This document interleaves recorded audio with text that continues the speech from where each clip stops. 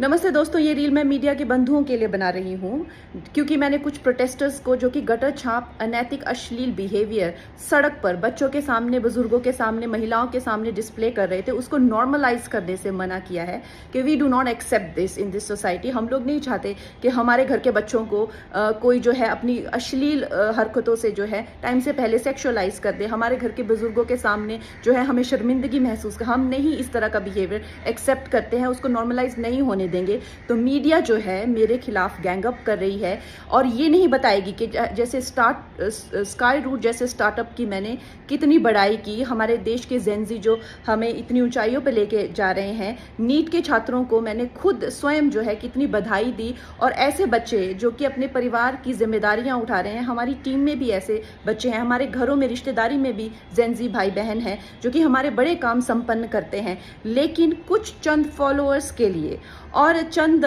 Comments के लिए और कुछ लाइक्स के लिए ये मीडिया वाले इतने ज़्यादा बिक चुके हैं।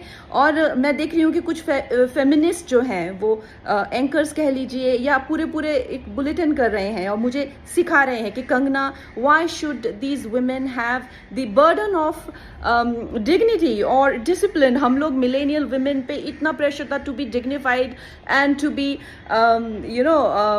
Disciplined, why do we have to give that burden to this generation. Excuse me, क्या आप अपनी बेटी को ऐसा सिखाएंगे?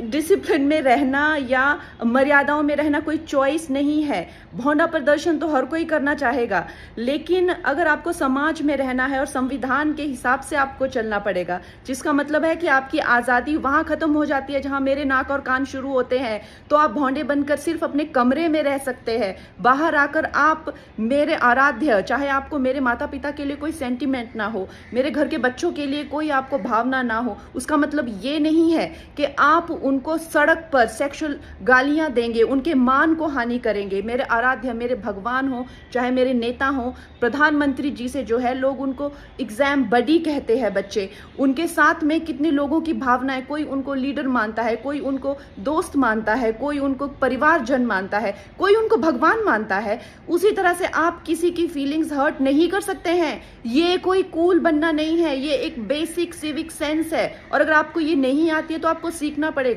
आप ये फेमिनाजी से प्रभावित मत होइए, अपनी जिंदगी बर्बाद मत करिए। इस भौंडेपन को सिर्फ और सिर्फ आप अपने कमरे में डिस्प्ले कर सकते हैं। बाहर जाके आपको मर्यादा में रहना पड़ेगा ना, या आप वर्क प्लेस से निकाल दिए जाओगे। आप कभी भी कोई संबंध, परिवार वाले भी आपको भौंडापन नहीं झेलेंगे, तो आपके सामने एक डेड एंड के सिवाय अंधकार वाली जिंदगी हो जाएगी।